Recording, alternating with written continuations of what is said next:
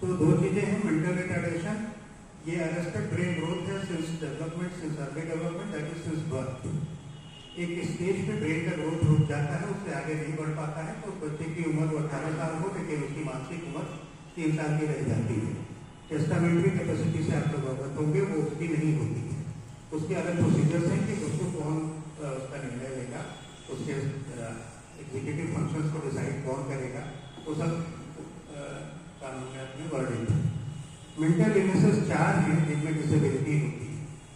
ये है bipolar affective disorder, schizophrenia, OCD और dementia. It is not the case that every case of such illnesses are mentally disabled या उनकी testamentary capacity नहीं। हाँ, इनमें कुछ कंडीशन, कुछ स्टेजेस ऐसे आते हैं जिनको हम कह सकते हैं कि अब ये मेंटली डिसेबल्ड हैं और इन लोगों को उसके लाभ मिलने चाहिए, मेंटल इंटेलेक्चुअल डिसेबिलिटी के या मेंटल रिटार्डेशन। कोई इलनेस बाइपोलर, स्किज़ोफ्रेनिया, OCD और डिमेंशिया है।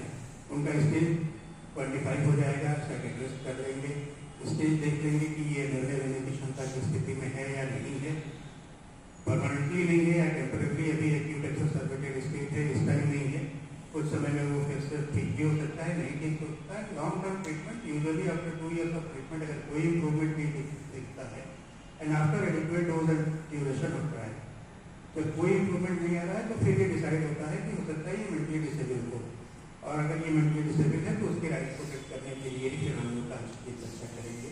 उसमें करते क्या है कि ट्रीटमेंट देंगे, फंक्शनलिटी स्टैब्लिश करेंगे, कहाँ तक वो फंक्शनल हो पाएगा।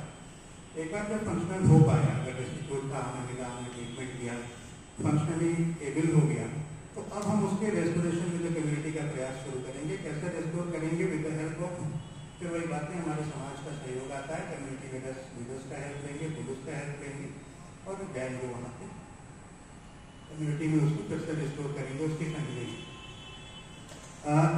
में 2 चीजें वो दे सकता है जब वो ठीक है, ड्यूरिंग द रिमिशन फेज। ये बीमारी कभी कंटिन्यूअस होती है, कभी एक्सेसरबेटिंग रेमिटिंग फेज में होती है, मतलब कभी बढ़ जाएगी, कभी शांत हो जाएगी। जब वो रिमिशन के फेज में है तो वो निर्णय लेने की क्षमता रखता है।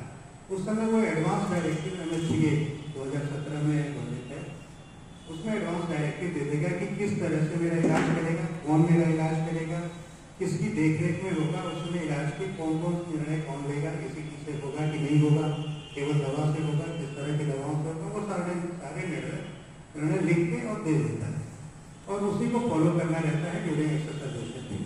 और दूसरा नॉमिनेटेड रिप्रेजेंटेटिव है, अगर माइनर है तो अपना नॉमिनेटेड रिप्रेजेंटेटिव उसका कोई और होगा, वही उसको रिप्रेजेंट करेगा, उसके डिसीजन लेगा कि इलनेस क्या है, उसका ट्रीटमेंट कैसा है। तो ये केस थी जो प्रीवियस सेशन से हमने बात कर ली। और अब हम 5.3 की बात करेंगे। 5.3 में मनोन्याय क्लिनिक्स या मनोन्याय लीगल सर्विसेज क्लिनिक इस्टेब्लिश करनी है मेंटल हेल्थ एस्टेब्लिशमेंट्स में।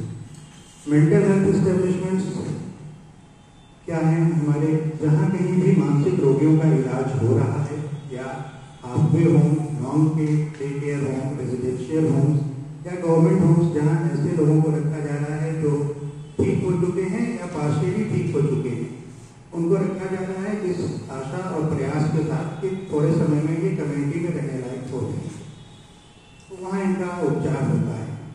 जब ये लोग एक बार वहाँ मेंटल हेल्थ एस्टेब्लिशमेंट से, इनका रजिस्ट्रेशन होता है स्टेट मेंटल हेल्थ अथॉरिटी में, अपने शहर में भी है, बाकी शहरों में भी है। तो मेंटल हेल्थ एस्टेब्लिशमेंट में मनोन्याय क्लिनिक आएगी। मनोन्याय क्लिनिक अपना क्या काम करेगी?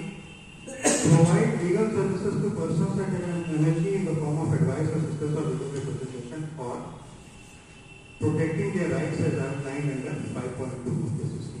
5.2 में आप लोग चर्चा सुनेंगे क्योंकि राइट्स क्या क्या हैं।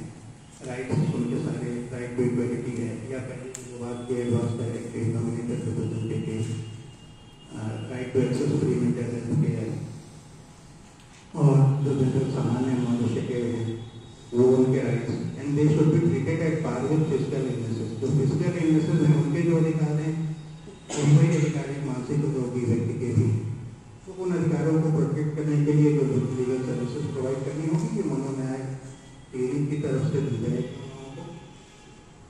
Matters pertaining to domestic violence, property disputes, matrimonial and parental destroy, grants of maintenance, issuance of certificates, pension and employment related issues, ये सत्यम मनोन्याय क्लिनिक अपना सेवा उनको देगी। किस तरह से देना है? प्रॉपर्टी डिस्प्यूट्स आप लोगों के समझ आते होंगे।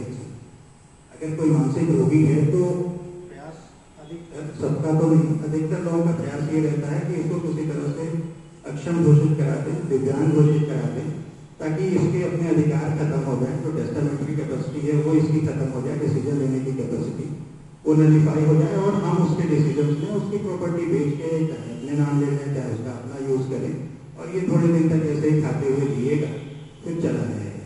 तो ये एक खराबी है जिसको रोकना है। वो रोकने का रास्ता ये है कि अगर कोई मानसिक दिव्यांग है, चाहे रोग से या रिटार्डेशन से, इंटेलेक्चुअल डिसेबिलिटी है, तो जज करते हुए कि एक प्रॉपर गार्जियन उसका नियुक्त किया जाए, तो उसके फैसले लिए जाए, जैसे नॉमिनेटेड रिप्रेजेंटेटिव है इन केस ऑफ माइनर, तो वो इनके केस में बनाया जाए। उसमें भी समस्याएं आती हैं, कभी उनके किसी खास को ही बनाना है और शायद कोई मिल नहीं पाता है ऐसा जो सिर्फ उसके लिए दी रहा